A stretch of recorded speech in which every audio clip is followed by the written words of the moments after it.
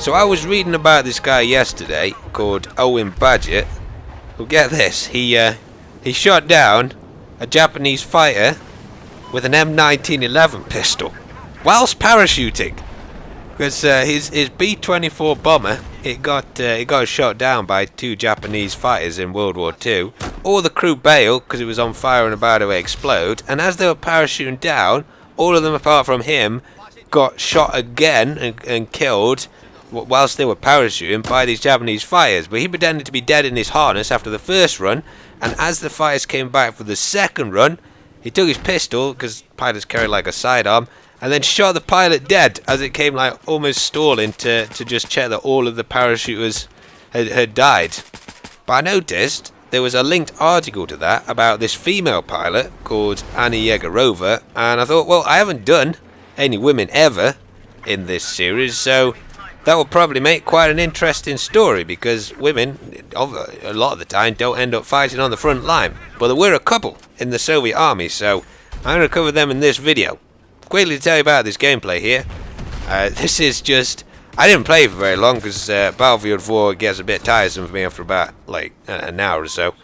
So I just decided to play a couple of rounds and try out the new guns that are coming out with Naval Strike, which I think comes out this Tuesday, so I'm going to try it. I'm going to play some of that on Tuesday and I'll show you some of that. If you haven't got it, then you'll be able to see what the new maps and such are like. But that's basically what's happening in this video. So there's some clips from sort of all over the place. There's a bit of Metro gameplay later as well with the AWS and some sniping in it. Anna Yegorova though.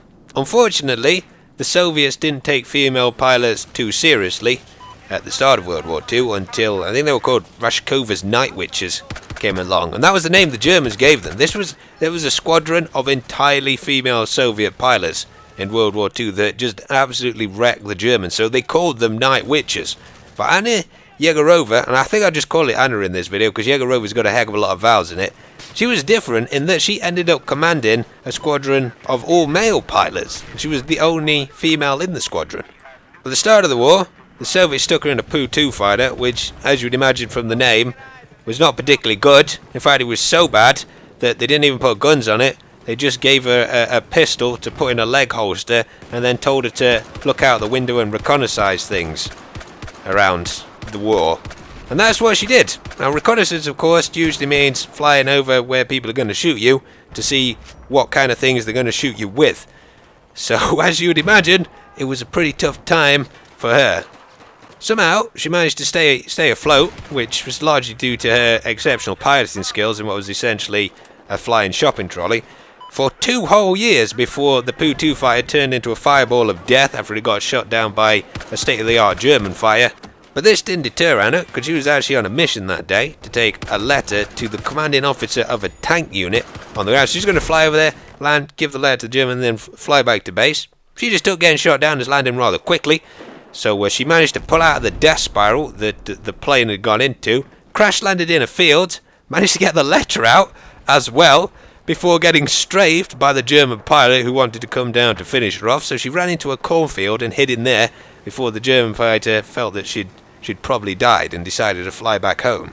Anna got up, dusted herself off once it was safe, ran 6 miles, despite being badly burnt given she'd been in a plane that was on fire, and bruised, of course, from the crash landing, and managed to get the letter to the commanding officer of the tank unit. Now, for this display of what another website described as titanium ovaries, the Soviet High Command decided to give her a better plane, and they gave her a Sturmovik, so she could actually be a sort of fighter pilot now. The Sturmovik was kind of like the A-10 Thunderbolt is now, without the sort of cool cannon on the front. She flew, over the next 6 months, so well in this new plane they'd given her. It was so successful that she actually became the commanding officer of the entirely male squadron that she was in. However, after a year of being commander, where she was pretty much successful in every mission she flew, on the 20th of August 1944, her plane got hit by flak. Now, as I'm sure you know, flak is basically charged shells which explode at a certain altitude and do a heck of a lot of damage to light aircraft. Her instruments got smashed, her engine was on fire, her radio was damaged so she couldn't call for help, and, well, the gunner looked like a tomato soup in the back seat. despite this, she still continued instead of turning home, because she was the squadron commander, and basically the other planes behind her would follow wherever she went. So if she got shot down, and that's why she was the target of so much flak, then the others would have to return to base because they wouldn't have anybody leading them. So she continued and completed the raid that they were initially going to go on, despite the damage to her plane. Now, to get back home, they had to fly back over that same flak. Unfortunately, this time, an explosive round hit the bottom of her seat directly, knocked her seat and her through the top of the cockpit, like smashed through the glass like Goose from Top Gun. That, of course, knocked her out, as you would expect, so she was there unconscious, falling to earth. Fortunately, though, a couple of weeks before, the Soviet army had actually started issuing pilots with parachutes, which would explain the obscene mortality rate in the Soviet Air Forces during the start of World War II, because they literally felt that cloth was more valuable than the humans flying the plane, so pilots just didn't get parachutes, but they had started issuing them, and Anna had got one. She woke up about 1,000 feet off the floor, managed to pull the parachute chute, but of course from that kind of height, doesn't really slow you down that much. She hit the floor at 60-70 miles an hour, broke her spine, her legs, both arms, and all of her ribs. Her bad luck didn't end there though. She ended up landing next to a German patrol, who were obviously a little bit startled that it was raining cats, dogs, and women, so they put her in a concentration camp.